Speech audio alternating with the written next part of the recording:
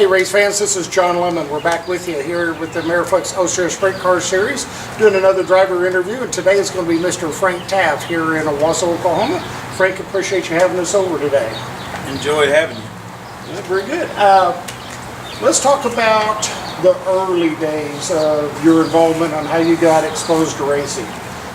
For some of the people watching this interview that are back from the heyday era of the 60s and 70s, you are actually the nephew of Junior Taft, who ran the 22 car that everybody remembers from back in that era. You run the 22T in honor of that. Give us your best recollections of Junior about that period of time in that era.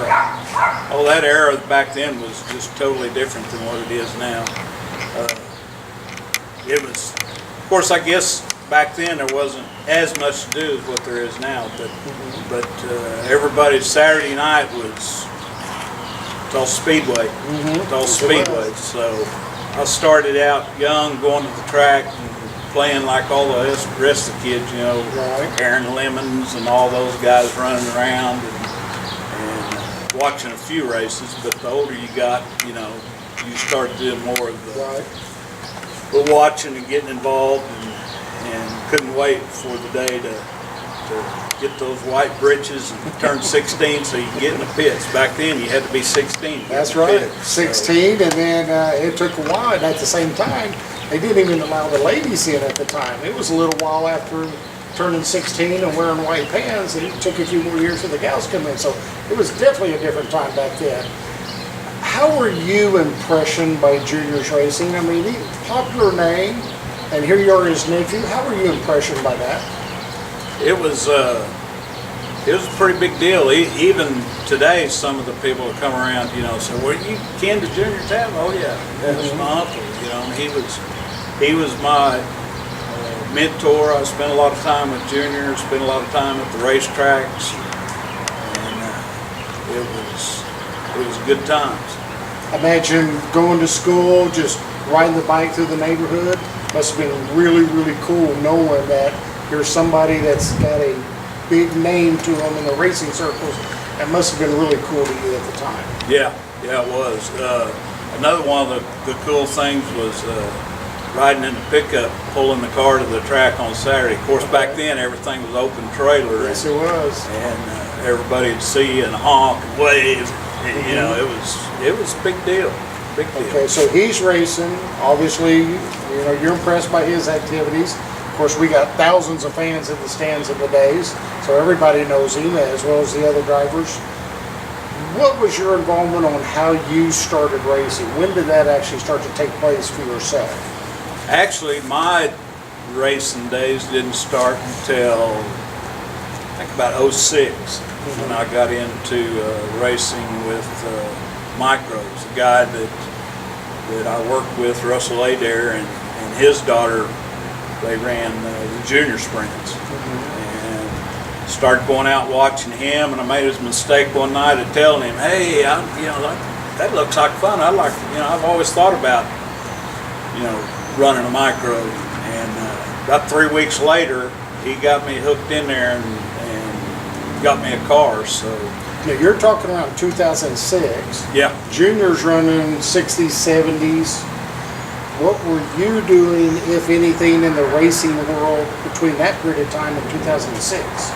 I would occasionally go watch, you know, just spectator, but I just, you know, after his accident, I just didn't go like I used to. Of course, back when he was racing, I was there every Saturday night. And for the younger fans that's watching this interview now that may not know, Junior, as we already mentioned, was one of the bigger name drivers in the area. Unfortunately, Junior had lost his life early, as some drivers did back in the day and so forth. So basically what you're sharing with us today, you just kind of lost a little bit of desire after that happened. Yeah. That was in '81. Built a brand new car, had that car out there looking good, and it just, you know, that's part of racing. If you're going to be in it, you don't, you know, but you never think that you're going to be the one that you don't go home with. Right. And as unfortunate as it was, the safety equipment in that area isn't nearly what it is today. Oh, no. I mean, it's come 180 degrees, Yeah. and there have been not just juniors, but a lot of guys probably still with us today, if we had the safety gear back then that we got today. Correct. So you start racing in 2006, you're in the micros. What was your progression on the micros from the time you started to the time you left the micros? Started out with an A-class car, which didn't really know if I was going to be all right to do that, but seemed to fit in pretty good. I think the first year we finished like 11th in points, and every year after that I finished top 10. I ran non-wing one year. I think we finished 4th that year in points. Did it have to grow on you a little bit as far as getting in behind that wheel? Or is this something you just had to do right away once you started? No, I had, you know, it took a little while to get in there and really get to where I could be a little more competitive, you know.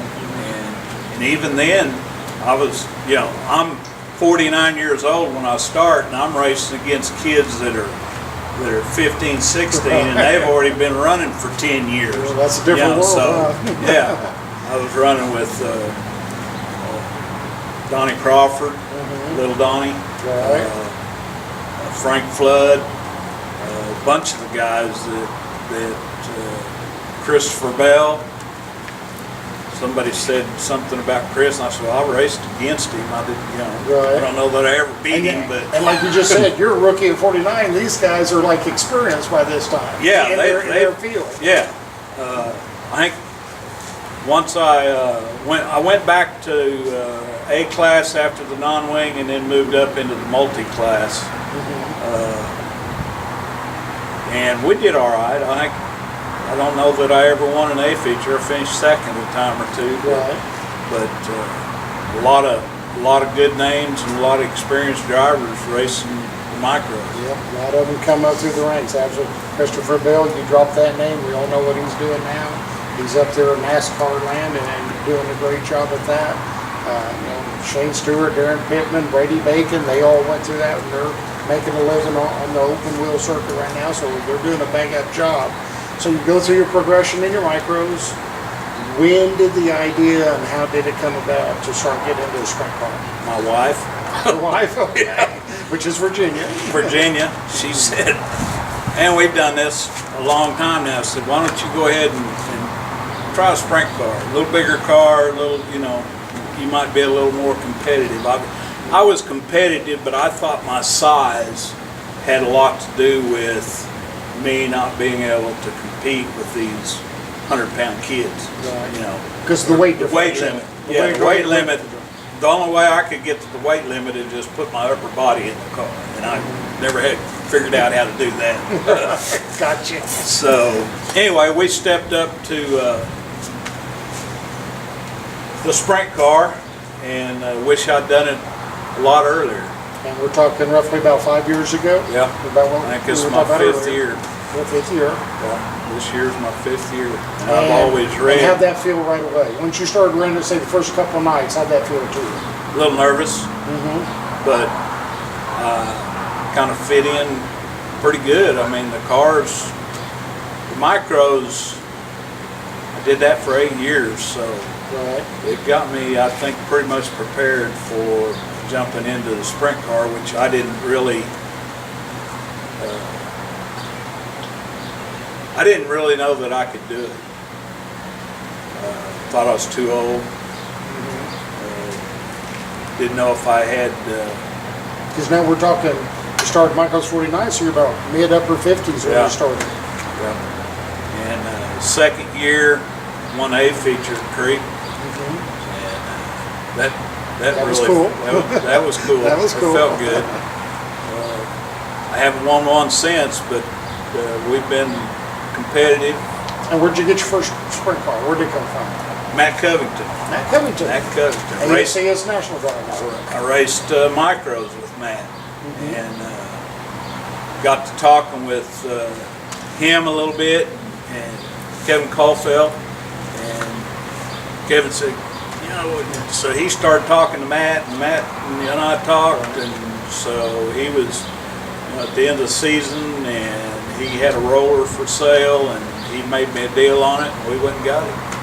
Awesome. Now, you ran Creek County for a while, and then you started running with us. Ran practically the entire season last year. You're on board for 2018 this year. What are some of the tracks that you enjoy that we go to that you favor the most? I think the one I favor, favor the most is actually Salina. I really love that track. Because of the baking? Yeah. It's a nice track, nice facility. I mean, you can't beat that track.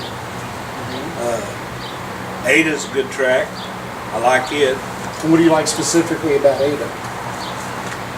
And which track's name's Oklahoma Sports Park. Yeah. For all you fans out there. I guess just the layout of the track. It's a little different. It's got a long back stretch, and the front stretch is just a big curve. And I can remember the first or second time I raced over there, I was talking with David Chappell, and he said, if you let up, you lose. So Sometimes. it's a fast track, and So the first two tracks you name is the Salina High Banks, Ada, which are by far the two fastest tracks, one of the two fastest tracks we've got on tour. So you like the speed. You like to get on the big guy tracks. Yeah, I think somebody said on the big tracks you got time to eat a sandwich. That's true. That's actually true. You Creek read a newspaper. Creek County, you don't have time to scratch an itch there, so you got to be up on the wheel all the time, and it's a lot of fun though. All the tracks are. I've enjoyed going to. Got to race once at Longdale, and it was a nice facility.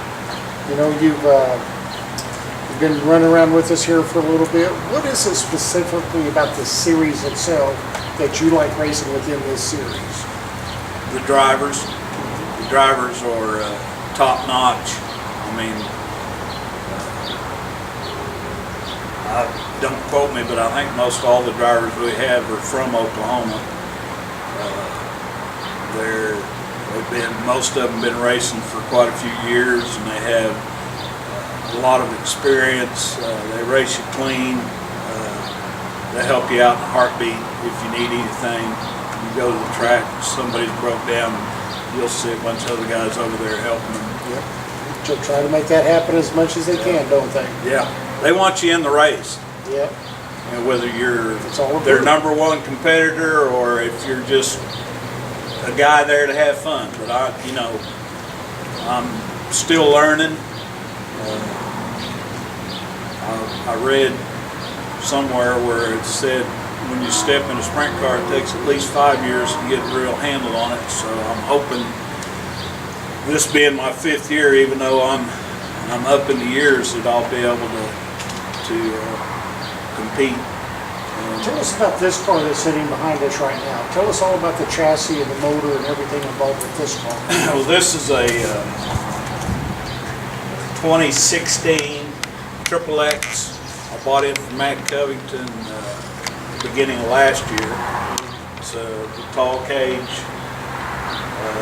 And I just purchased the motor that's currently in it at the end of last year, and had Lucido's machine shop, Nick Lucido, go through it and refresh it and put some new stuff in it. So this is by far the best power plant I've had since I've started racing. So you actually feel the difference today Yeah. in what you have been running? Yeah. Okay. Now, we talked about your wife, Virginia, big supporter. See her in the pits quite frequently, cheering you on, and she enjoys being out there. Yeah. We can see that. But it takes other people to make this thing happen. Who else is behind you that makes this car go? Well, I've got some sponsors on board: Green Country Trash, Broken Arrow, Max Turn Machine Shop of Sperry, Ladies Boy Lawn out of Cushing, Oklahoma, and the Survivors Clean and Sober group out of Tulsa. And my oldest son Corey and Kevin Caulfield are my men in the pits. They're your guys. They're my guys. They turn the wrenches. They turn the wrenches and get the car set up and tires changed and fuel, and without those guys I couldn't do it. Well, you know, we appreciate having you guys. You know, we're all just a collective group out there just having a blast, and we're just very honored that you would choose us to run with us. We definitely wish you well, not only this year, but for all the seasons you've got to come that you're going to be racing, and definitely appreciate you having us come over to the shops and talk to us today. Sure appreciate you coming out. Thank you very much. Thank you. Ladies and gentlemen, that is Frank Taft, the driver of the 22T. Catch him out on our tour. You can check our website at ocirsracing.net. Check our schedule page, see where we're going to be racing. We're going to be coming at a track near you soon. This is John Lemon with the Ameriflex Osiris Sprint Car Series.